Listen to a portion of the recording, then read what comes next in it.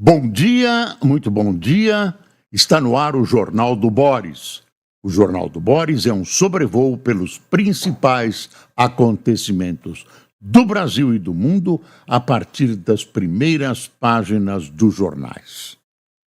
Esta segunda-feira, a gente traz um restante de fim de semana, especialmente na Grande São Paulo, com prejuízos, mas chuvas imensas, algumas inundações e chuva de granizo que chegou a quebrar vidros, com prejuízos muito grandes e as pessoas vão ter que arcar e aí não tem quem culpar.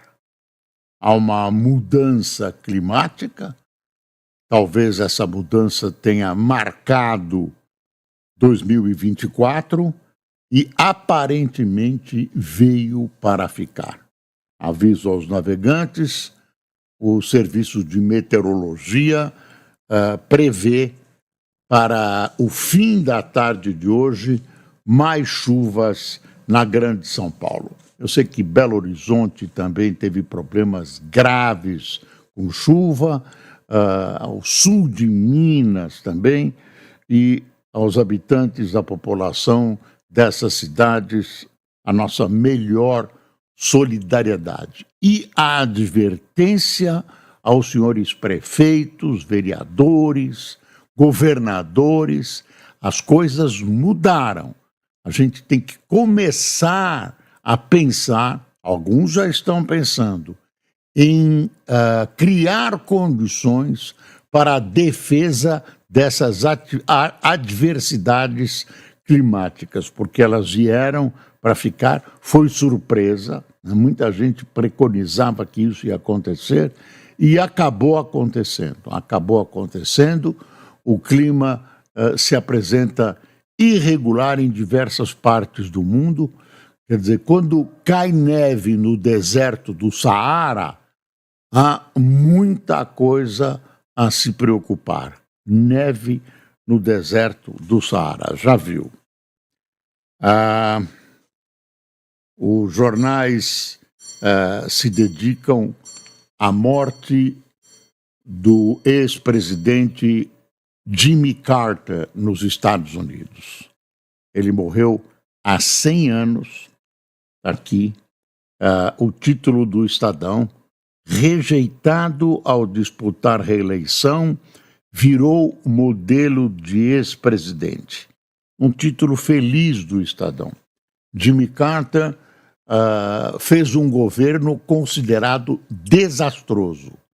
Perdeu, não conseguiu se reeleger, fato que aconteceu agora, mas é raro nos Estados Unidos, né? Você tem o poder do governo americano nas mãos e, se fizer, até um governo mais ou menos consegue se reeleger, mas o governo de Carter foi considerado desastroso. Depois, o Carter deixa o governo, cria um Instituto Carter e passa a utilizar a sua imagem de ex-presidente dos Estados Unidos para a defesa de diversos temas em todo o mundo, especialmente a democracia. Você há de ter notado que quando há eleições que devem ser fiscalizadas, a Fundação Carter é chamada para essa fiscalização. Quer dizer, ele foi um ex-presidente muito mais valoroso para o mundo e para o seu país do que quando presidente dos Estados Unidos da América.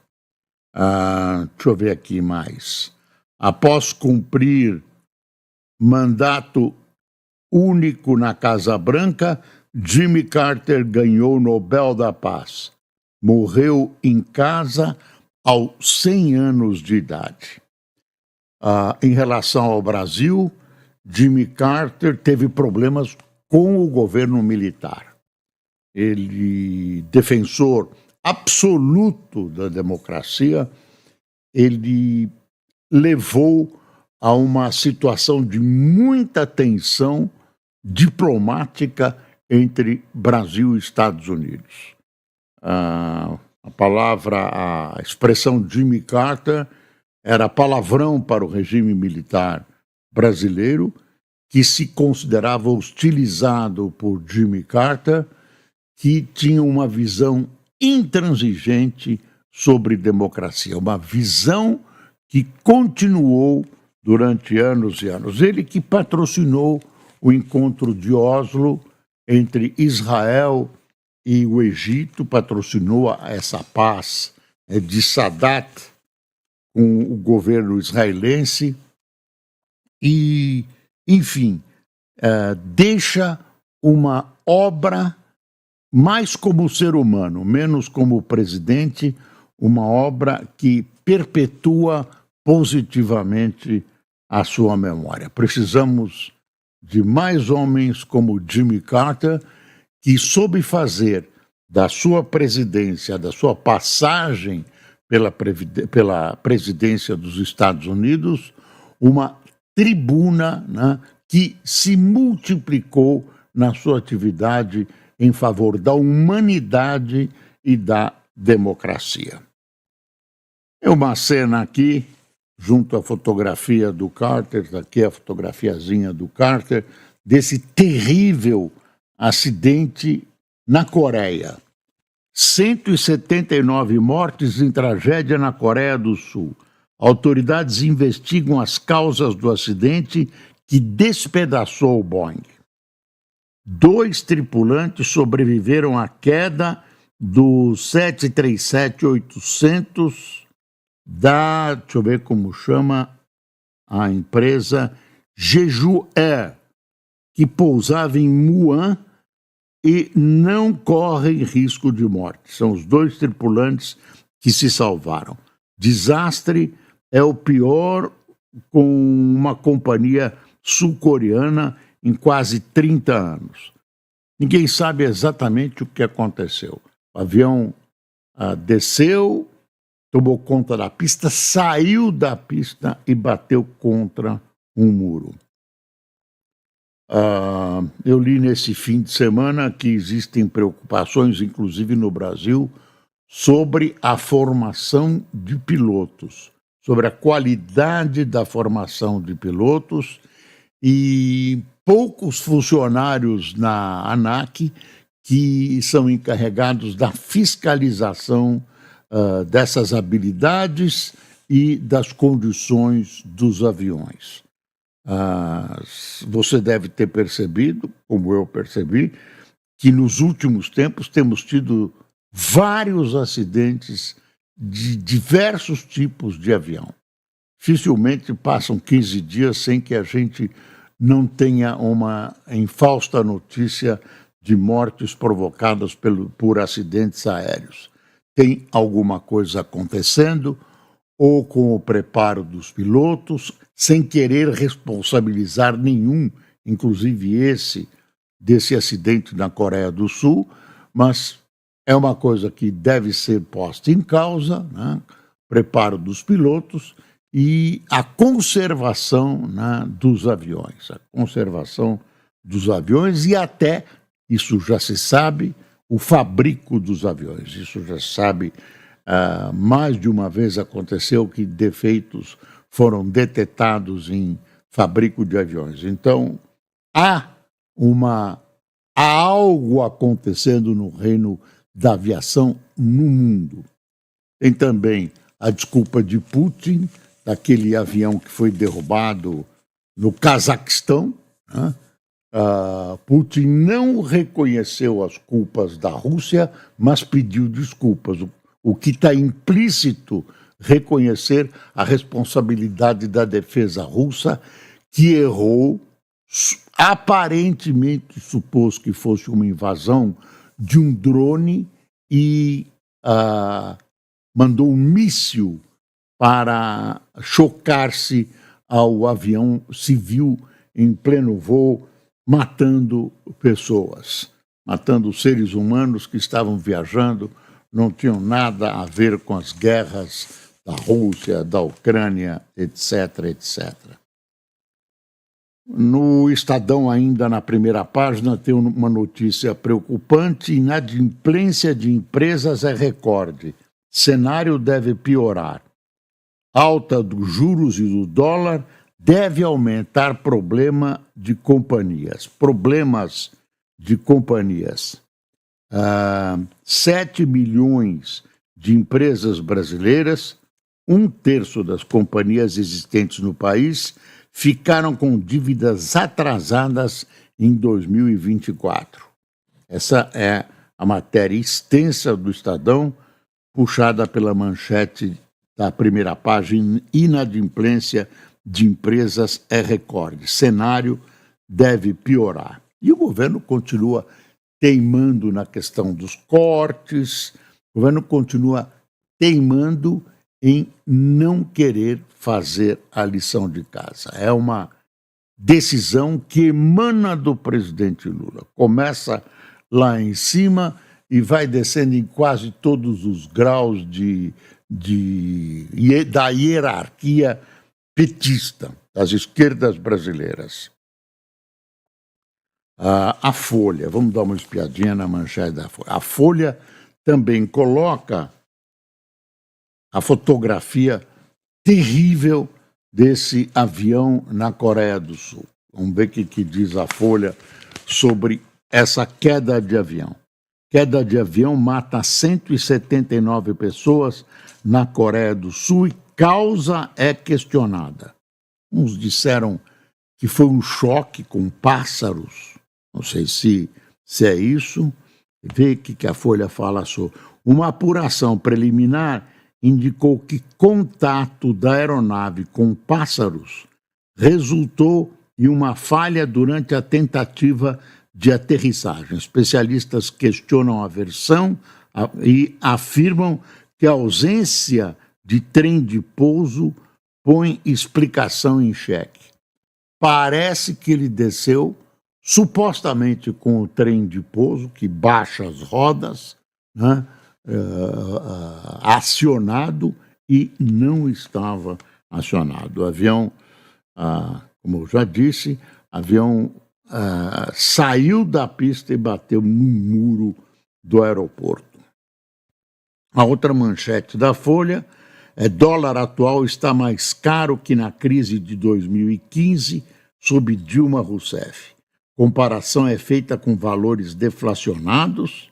Alta, no entanto, foi de 62% há 9 anos, entre 25% agora em 2024. Deixa eu ver como a Folha encarou na primeira página a morte de Jimmy Carter, Nobel que presidiu os Estados Unidos. Presidente dos Estados Unidos de 1977 até 1981 e Nobel da Paz, Jimmy Carter, 100 anos, morreu neste domingo. Ele estava em sua casa em Plains, na Geórgia, onde recebia cuidados paliativos depois de uma série de internações. O democrata esteve por 4 anos no poder, perdeu a reeleição e passou a atuar como líder pacifista. Ele já tinha sofrido um câncer no cérebro, eu me lembro disso.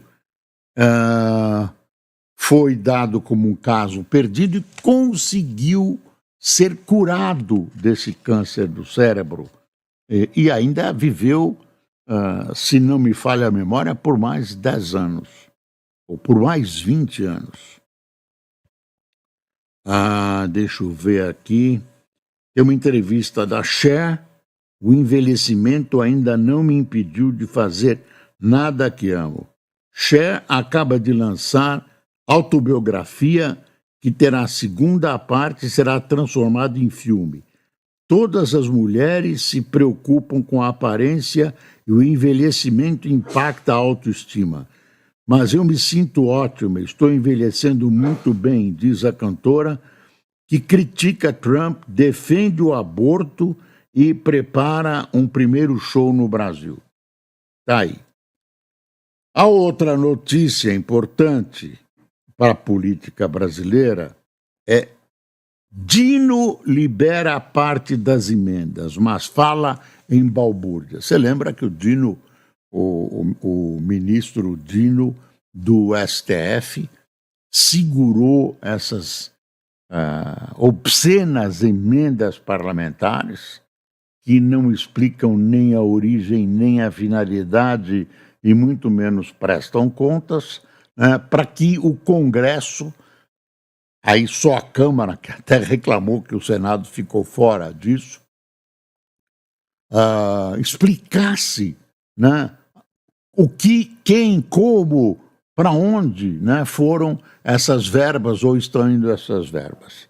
Ele resolveu liberar parte, segundo ele, não porque eles resolveram, porque eles sempre mandam a mesma explicação que equivale a nada, porque há verbas empenhadas e municípios seriam prejudicados. Aí ele liberou parte das emendas, mas não está resolvido, não. A crise continua e vai continuar. Espera, viu, ministro? Espera voltar o Congresso a funcionar com toda a sua capacidade e força depois do recesso de fim de ano, para o senhor ver o que vai acontecer. Vem vingança pela frente. Vem vingança. Esse pessoal não tem a mínima vergonha de chantagear o eleitor, de chantagear o contribuinte, porque esse dinheiro é dinheiro dos nossos impostos. Você paga imposto em tudo que compra, em tudo que come, em tudo que faz.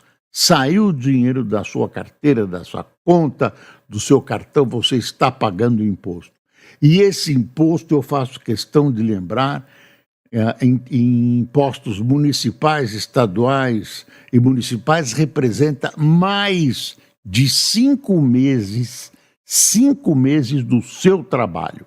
Quer dizer, do total dos seus salários, seriam 12 salários, né, ou 13, quem tem 13º, 5 meses são surrupiados pelos impostos. E aí eu pergunto, você está satisfeito com a aplicação desses impostos? Você tem recebido a devida explicação no que esse dinheiro é gasto? Ou você acha que os senhores parlamentares estão se arrogando no direito de gastar sem explicações? A eleição não deu a eles esse direito. Isso é uma vergonha, precisa acabar. Eu li um editorial, desculpe a falha, não me lembro de quem, ou um artigo onde alguém me lembrou de algo. É preciso reaprender a dizer não. A sociedade precisa dizer não. O judiciário, e aí o ministro Dino fez isso, dizer não para essas pessoas. Dizer não para quem ultrapassa linhas vermelhas. Não pode. O Brasil precisa voltar a colocar em prática as suas leis, são essa flexibilidade que permite, por exemplo, quem matou o pai e a mãe comemorarem o Dia dos Pais fora da prisão. Não dá para aguentar. Tem uma coisa aqui que eu vou mostrar para você. Tá aqui, ó. Tá aqui, ó. Márcio Gomes, âncora da CNN, se fere após tentativa de assalto na Zona Oeste de São Paulo. Veja o relato. Algum petista mais afoito dirá: a violência brasileira, pelo menos, está democratizada pelo PT no poder. Quer dizer, o Márcio Gomes, que é uma figura de proa do jornalismo brasileiro, sofreu um assalto, uma tentativa de assalto. Secretaria de Segurança Pública diz que a pasta combate a criminalidade em todas as regiões da cidade e que houve queda de 9% dos roubos em geral na região da ocorrência. Olha aí, âncora e apresentador do canal CNN, jornalista Mário Gomes, se feriu após sofrer uma tentativa de assalto à tarde, hein, do último sábado, na zona oeste de São Paulo. A própria vítima usou as redes sociais para falar sobre o caso e dizer aos seus seguidores que, apesar do susto e de um corte na mão, ele passa bem. De acordo com o Gomes, o caso aconteceu quando ele estava ao volante, subindo a ponte Eusébio Matoso, sentido Raposo Tavares. Ele conta que estava com o carro parado no trânsito quando avistou um suspeito se aproximando do veículo. Conforme o jornalista, o rapaz estava fazendo um gesto para quebrar a janela do carro. Está aqui o Mário Gomes, está aqui. Nossa, Mário Gomes, olha aqui, ó, ensanguentado na perna, ele machucou o braço. Olha o relato dele. O trânsito estava parado, é o velho golpe de sempre. Tentei colocar minha mão para segurar o vidro. Resultado, cortei minha mão, disse o jornalista, mostrando suas roupas com manchas de sangue. Segundo o apresentador, o suspeito não conseguiu levar seu celular e um motorista que encostou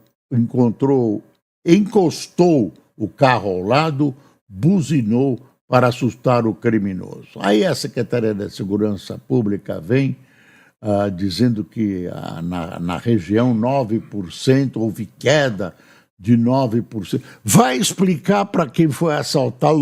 Meu amigo, houve. Que o senhor está reclamando? Houve 9% de queda nos assaltos na região. Antigamente era 180 mil por cento, agora é só 170 mil. Baixou. Você falou Mário Gomes. Eu falei Márcio Gomes, eu falei Mário Gomes, imagine. Desculpe, Márcio. Desculpe, eu fiquei desorientado aqui com essa história. É o Márcio Gomes, repito, Márcio Gomes. Márcio Gomes. Aí está o Luiz que me corrigiu. Hoje estão trabalhando conosco os membros do nosso Exército Brancaleone, o Fernando C.A., o Fernando C.A., o Cássio da Silva Emerick e o Luiz Antônio Nartes. Luiz Antônio, que é um patrimônio. Aqui cada um tem um slogan. O Cássio Emerick é muito chique e o Fernando passa a vida cantando. Tudo brincadeira, hein? Tudo brincadeira. São brincadeiras internas aqui. Nós temos um ambiente muito sadio de amizade e trabalho aqui no Jornal do Boris e que se coroa neste fim de ano. Quero dizer para você, lembrar que no dia 1º de janeiro de 2025 não haverá Jornal do Boris. Nós vamos exercer, inclusive eu, um direito à nossa folga, que já é tradicional no Jornal do Boris.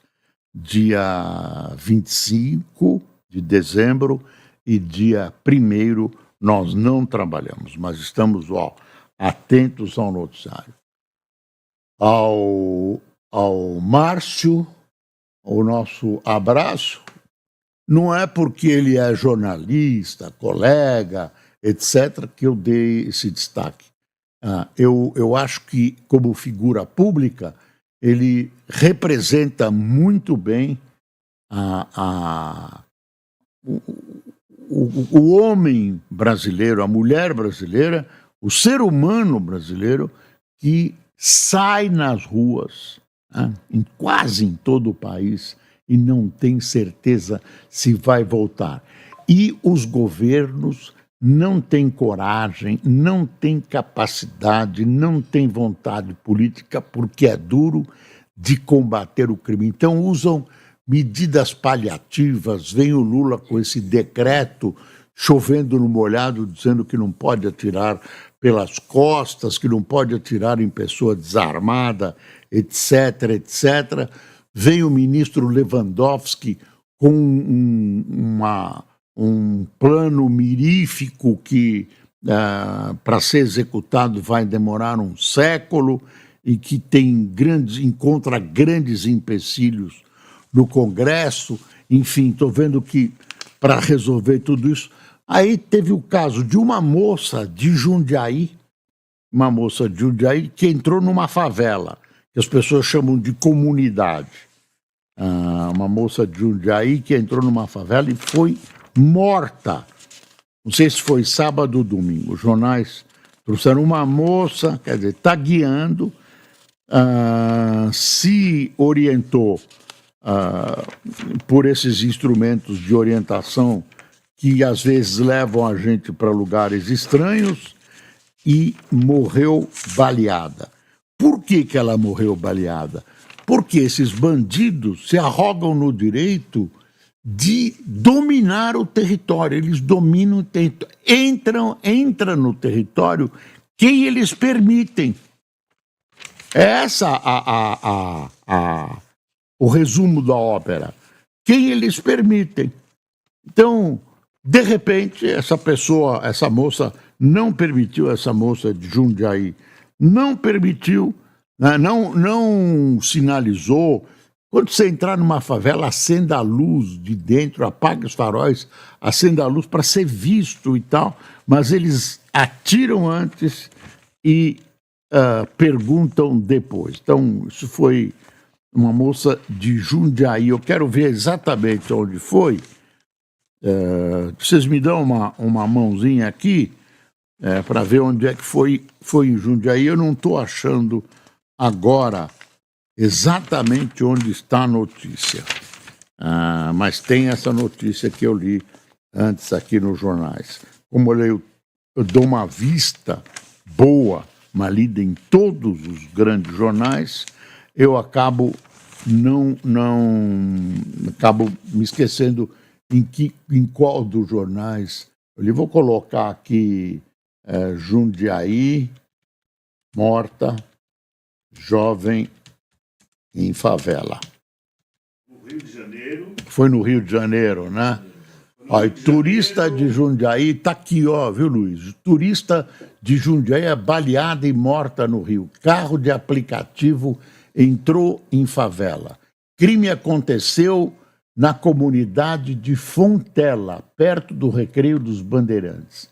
Dieli estava de férias e passaria o Réveillon na cidade. Quer dizer, uma moça realiza um sonho de ir conhecer a cidade maravilhosa. 34 anos, ela tinha 34 anos. Foi sábado, após entrar em engano em uma favela. Ela, jundiaiense, é morta ao entrar por engano em uma favela. Estou pegando mulher, é morta após carro por aplicativo entrar por engano. Quer dizer, isso, eu vou repetir, você não pode entrar em todo o território nacional, você pensa que pode, mas se você não for reconhecido pelos membros dessa comunidade, você se estrepa, vai ser assassinado como essa moça foi. Tem uma notícia aqui, o primeiro-ministro de Israel, Benjamin Netanyahu, foi operado, teve anestesia geral. Qual foi a operação que ele sofreu? Próstata. Sofreu uma operação da próstata, remoção da próstata. Não era uma próstata cancerosa, não havia câncer, era benigno, pelo menos é o que diz o noticiário. Ele passou algumas horas sob anestesia, vai folgar alguns dias, mas em guerra fica muito difícil. Tem um artigo aqui no Tech da Folha: inteligência artificial de Musk aceita quase tudo, ganha força com deepfakes e gera temor. É o medo do desconhecido, Você publica uma fotografia de quem você quiser abraçado no seu pior inimigo, você monta o que você quiser Isso é uma das pequenas coisas que faz, né? O presidente da Geórgia toma posse com legitimidade questionada, é um presidente pró-Rússia, e novo líder da Síria fala em até 4 anos para realizar eleições. Pronto, enfim. E para finalizar, 5 anos após Covid, Brasil não tem planos para lidar com novas pandemias. Doença continua perigosa para vulneráveis e os não vacinados. Claro que tinha muito mais notícias hoje, mas o tempo não nos permite levá-las até você. Aqui, quem tomou cafezinho conosco nesses derradeiros momentos do final do ano de 2024, que graças a Deus está acabando. Alex Bonain, o Bonan,